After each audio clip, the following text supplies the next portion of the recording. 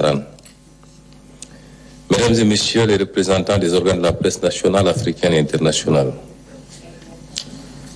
le 2 avril 2024, le président de la République, son Excellence Bassirou Diomaye Diakhar Faye, a prêté serment avec l'engagement d'une transformation systémique de notre pays pour un Sénégal souverain, juste et prospère. Fidèle à cet engagement qui exige la transparence, la redevabilité et la vérité vis-à-vis du peuple souverain, nous avons l'obligation, sur instruction de M. le Président de la République, dresser l'état des lieux dont notre régime a hérité. Et ce, avant d'engager l'immense chantier de redressement du pays. C'est pourquoi les audits ont été menés sur la gestion des deniers publics, allant des finances publiques, du foncier, du patrimoine bâti à la gestion des agences et des sociétés publiques. Les constats de ces audits font ressortir de la gabegie dans les dépenses, tant dans leur choix et leur qualité que dans leur effectivité et impact.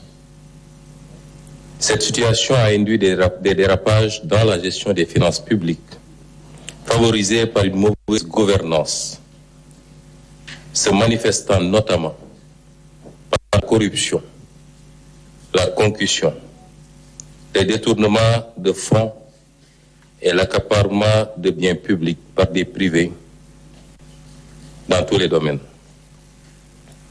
Deux thématiques seront abordées au cours du présent point de presse. C'est une option. Nous ne pouvons pas dresser en un seul point de presse tout l'état des lieux, au risque d'ailleurs de diluer les aspects les plus importants dans les aspects qui ne relèvent que de l'anecdote. Et c'est pourquoi nous avons choisi pour le premier point de presse de ne traiter que deux éléments qui nous semblent essentiels au regard de leur impact négatif sur la situation du pays.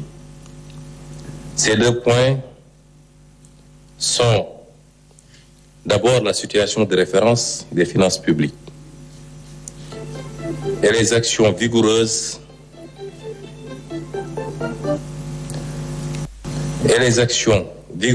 en termes de réforme pour prendre en charge dans les délais requis les dérapages enregistrés et jeter les bases d'une transformation systémique. C'est un premier point qui est important. Le dressage de la situation de référence des finances publiques, mais pas seulement. Les actions vigoureuses en termes de réforme pour prendre en charge dans les délais requis les dérapages enregistrés et jeter les bases d'une transformation systémique.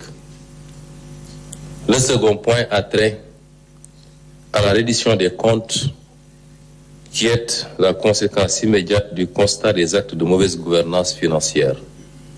Je voudrais préciser ici que nous n'aborderons que la reddition des comptes se rapportant aux actes graves qui ont été posés relativement au premier point, notamment la situation financière. Dans les jours à venir, les différents ministres et directeurs généraux auront à revenir au devant de la presse pour développer les autres aspects liés justement à cette reddition des comptes. Voilà les deux points qui seront abordés. Sans plus tarder, je vais laisser à M. Abdourahmane Diouf, Abdourahmane Sarr, le soin de vous présenter la situation de référence des finances publiques.